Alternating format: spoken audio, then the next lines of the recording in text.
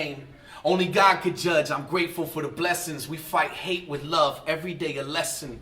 Reflections of light as we fight this depression. We will shine bright. Of that, there's no question. You know, I've been using restorative justice or circles in one way, shape, or form for many years now, to the point where I can't even, it's like secondhand nature, I can't even think of what I was doing before.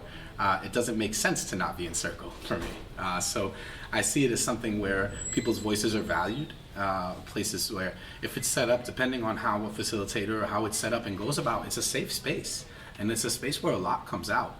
And I think that in terms of like for the place of restorative justice, it's a place where you can feel that you're not just a mistake, you're more than your mistake. Like, we had spiritual circles, like when we just sit there, we'll pass like one of these talking piece, like one lady from, she was in the Indian tribe and she came, she showed us a talking piece, she passed it around, she told us what it symbolizes and stuff like that. Like every Friday there's a different circle. Sometimes we even have circles just out of the blue, you and me.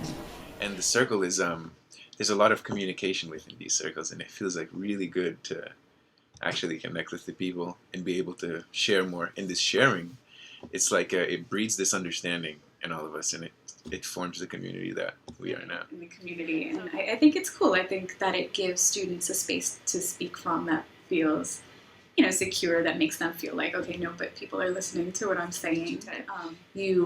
Everybody feels better. Everybody feels welcome. Everybody feels, I think, safe. And that doesn't mean that you're going to have this perfect classroom just because you do circle, or that things aren't going to happen. That's certainly not what I'm saying. But I am saying that circle, you feel safe, or you feel more confident as a teacher that you have a way of addressing the hard things that come up in a way that's going to value your feelings and the students' feelings. And so I wouldn't teach without circle. Sometimes kids are surprised by what they hear other students say, and they carry it, and it helps them build relationships that maybe otherwise wouldn't have come up, because they're like, oh, I like what so-and-so said in circle, and I really was surprised what so-and-so said in circle, and then they can kind of build these friendships outside of the circle that otherwise might not have come up, or they can, when it's between friendships that have already existed, they can say, no, but you said that in circle. Remember how you said you wanted to commit to this, or this is a goal you want to have for yourself. And I think, it gives them a different kind of space to have these conversations, because I think it is still, like, there is still this academic undertone. You are still in tone. So, you are still in school, so the tone is different from the kind of conversations they would necessarily have on their own. It was good to hear what people had to say about it, because for me, I'm a quiet student. I don't really talk to nobody as much, but when people was talking about me, it was good, because I didn't know people even noticed that much about me. Restorative justice I think it's the way to go. I think that should be every school's way of dealing with a suspension or an expulsion, because it gives the student a fair chance for everybody in the community to see what he really did or she was wrong or not. Actually, I feel like if anything, like if any student or any child is going through something, even if you're using circle within a family, it really, really helps. Like, say, a parent doesn't have the best relationship with their child and they don't know how to communicate with each other. If you use circle and you really talked and, use the circle norms. Circle norms is like, respect the talking piece, respect each other, be your best self, stuff like that.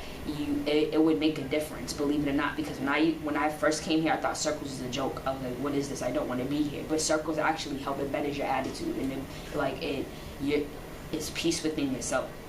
Muhammad Ali said, if you're the same person at 50 that you were at 20, you wasted 30 years of your life.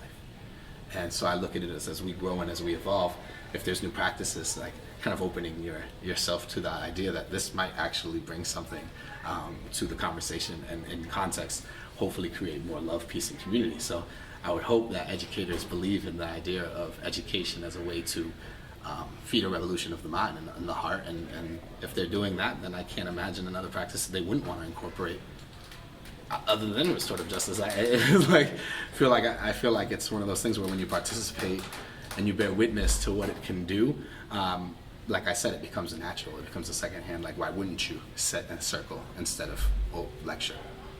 And that has its place too. But why wouldn't you consider making a relationship like that?